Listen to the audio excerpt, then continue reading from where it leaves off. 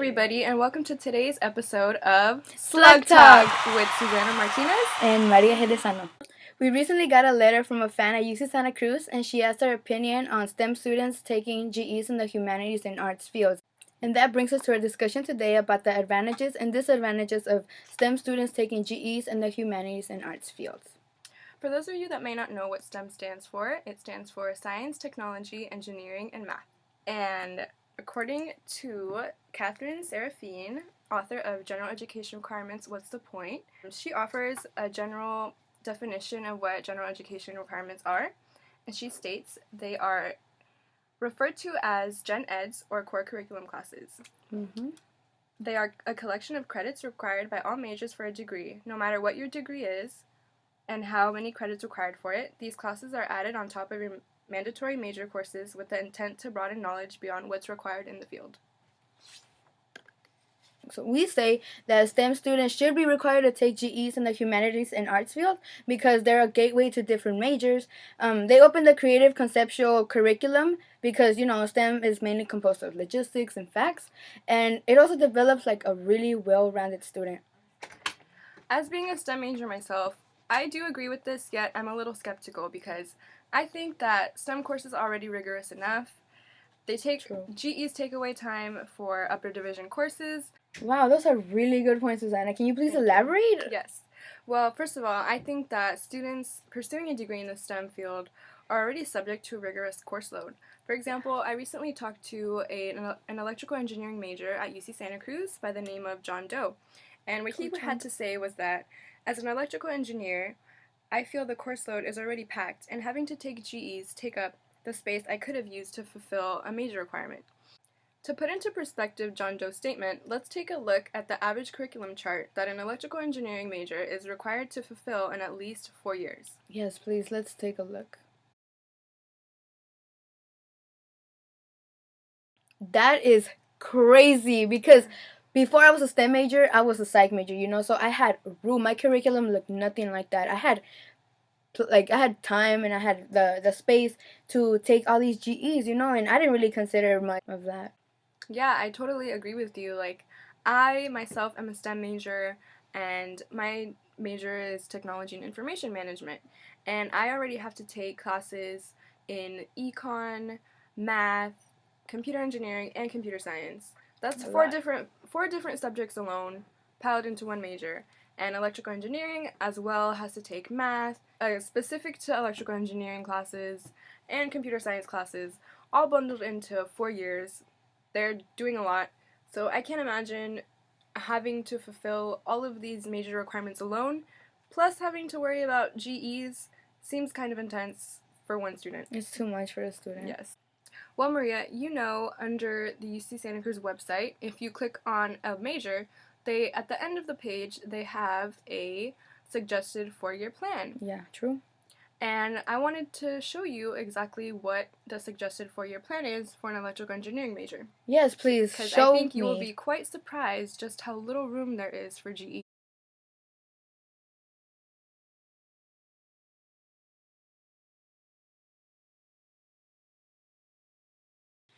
As you can see, there's hardly any room for general education requirements in this plan, let alone a specific humanity or arts general education requirement. It isn't until the 4th year for an electrical engineering major that the university suggests you take 2 general education requirements. This is considering that at UC Santa Cruz you have to fulfill an average of 12 GE requirements. 12? And they only give you room for 2. Girl. That's crazy. And the university is probably under the assumption that the student has already taken GE requirements previously at community college, or they are saving it to take GE requirements at a college over the summer, or in extreme cases, the student has to enroll in 20 units versus 15 units a quarter, which I'm pretty sure many students would like to avoid. Yeah, I would. Okay, wait, hold on. I have a question for you, Susanna. You already put in perspective, the amount of classes, like an electrical engineering student would take, from the curriculum. How does that translate into the amount of units a STEM student has to take?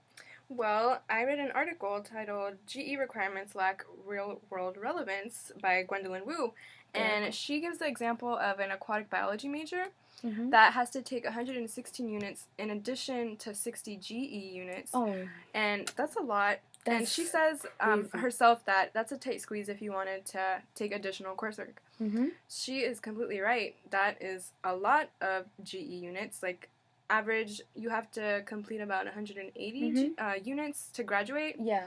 This 116 plus 60, that's 176, a lot. And if she's right, if you wanted to take an additional course or class for yourself, where would, how does that fit in? It's a lot. So wouldn't that mean that a student would have to take an extra year to fulfill those requirements? Yes. It is often the case that students end up taking a fifth year just to get that extra GE done, or have to fulfill that last major class that they weren't able to fulfill in the 4 years because they had to fulfill a GE requirement, which is absolutely necessary to graduate. Yeah. You know, Maria, I actually talked to a UC Santa Cruz student by the name of Adriana Rodriguez.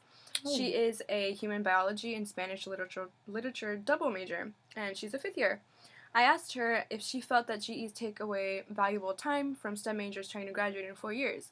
And she responded, "I feel that GEs can be problematic and add more stress onto the students. Students are forced to accommodate their schedules to serve the exit requirement of the university and their college as opposed to their major and focus." Along with Adriana, there are many students that have to take up a fifth year just to get that last general education requirement done. And as you know, this general education requirement, you can't let it slip. You have to take it. You need it to graduate. It's the university demands that you take it. And often, if this GE, say, is humanities or arts field related, for a STEM student, that doesn't really move them along in their path towards achieving their degree in, say, an engineering, mathematics, or computer science major. Well, this is where I stand on why I feel STEM students should not have to take GE requirements in humanities and arts fields. But I would like to know what your perspective is, because I know that you feel that we should have to take GE requirements in humanities and arts fields. Yeah, just you've made some really, really, really, really good points. But I just feel that STEM students who do take GEs in the humanities and arts fields, first of all, they it's a gateway for them to like find different interests and find an opportunity to explore a different curriculum. And an example would be in a video that I watched called "Declining by Degrees." In the video, there is a student by the name of Brittany Schmidt, who graduated from the University of Arizona. She discussed her journey as a first year and how she had to take various GEs in order to fulfill her requirement. While taking a GE that was not related to her major, she was then introduced to a new interest. Brittany Schmidt didn't begin with her current interest, but because she was exposed to a different curriculum, she was able to discover an interest in a field she wouldn't have been otherwise, like planetary science. Just like STEM students aren't necessarily looking into the humanities and arts fields, the requirement to fulfill these GEs can expose them to different major opportunities. Isn't that crazy? In addition to Brittany Schmidt's experience, Catherine Serafin said, "One often overlooked benefit, regardless of the type of general education program, is the ability for students to do some discovering.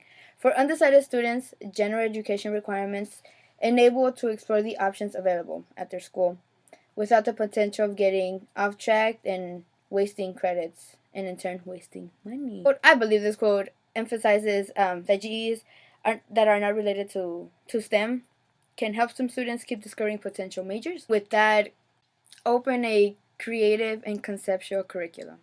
Speaking of a creative and conceptual curriculum, it is important for STEM students to be exposed to the GE requirements in the humanities and arts field, because STEM is predominantly exposed of facts, statistics, and numbers. So, a writing professor at UCSC, Dorit Arthur, stated, "If we eliminate GEs, a school like ours, where most undergrads are STEM now, risks producing technicians, not thinkers. People who do what they're told, maybe come up with clever techniques, but who do not analyze, interrogate, think, and who don't see the bigger picture. For example, the social, political, and economic ramifications of some specific scientific practice. The goal of GEs is to give students a glimpse of the bigger picture and the tools for thinking that will be necessary to work in an informed way about the STEM material that will be the warp and woof of their daily life.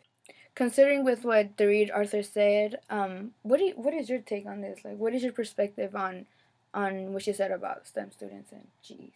Well, as a STEM major, I know that there's usually in this field, there's one answer that you're trying to solve. And to get this answer, you have one method or a set of instructions that you follow it, you get that one answer. In GEs, in the humanities and arts fields, you have to do a lot of thinking, and there's not a certain one way to get a certain solution to a problem that you're or something that you're trying to answer. You have to dig deeper, find the implicit meaning rather than the explicit meaning. You have to consider different points of view, and therefore you have to really think, and you have to form a conceptual understanding and support to your conclusion, because there's always someone that's gonna go against it, because there's always different points of view.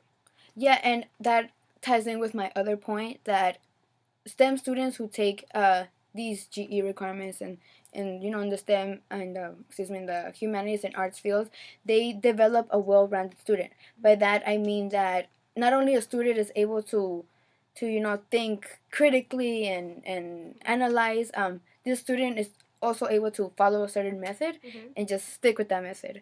And importantly, most importantly, I feel like a student who can do the kind of have the best of both worlds, they will not only strive in their college career, they'll be able to strive in their post education and in their career or in their life, just because not only do they have like the setback of knowing their facts and having knowledge, they'll be able to have the abstract thinking. They'll be able to analyze and just really dig deep into the problems that they're facing.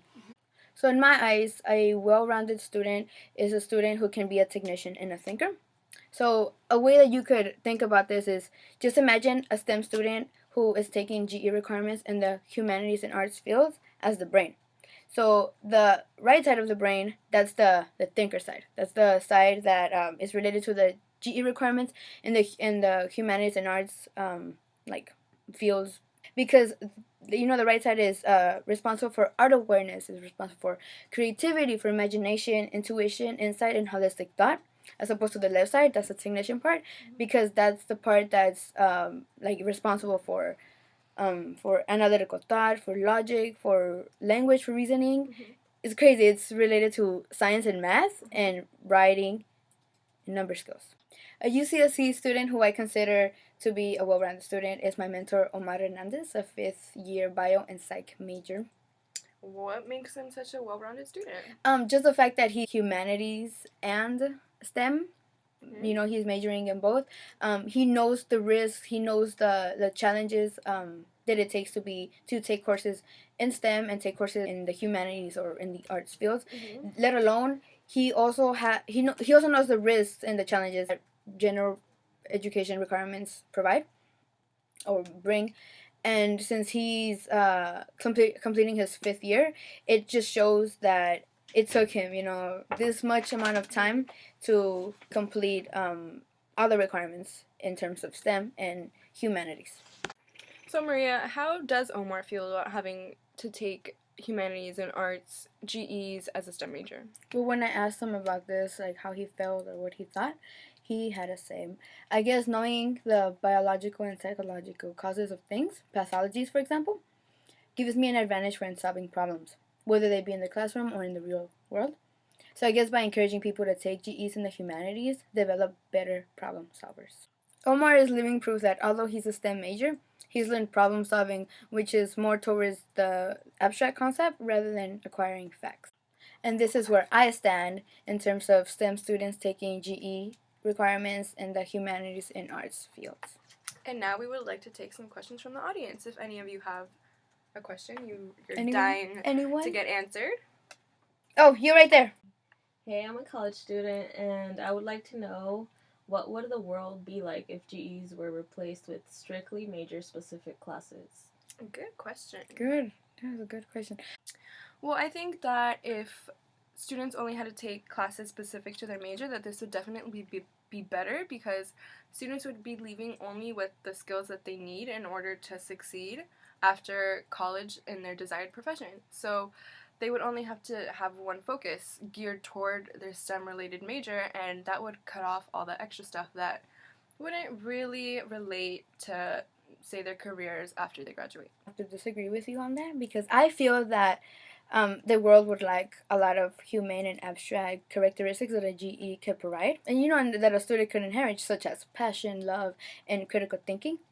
And I feel that if a student could really gain those abstract characteristics, then they'd be better off with the facts and the logistics that they inherited when they were in school.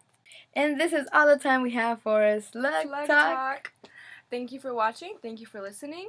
And for all of you student viewers out there, just take into consideration what we've talked about today. If you, right now, you're currently against GEs, if you love GEs, take into consideration the points that we've made against your initial position, because who knows, maybe GEs could actually benefit you in the end, or maybe they could just be a waste of your time. Who knows? See you next time. Best of luck to you, college students.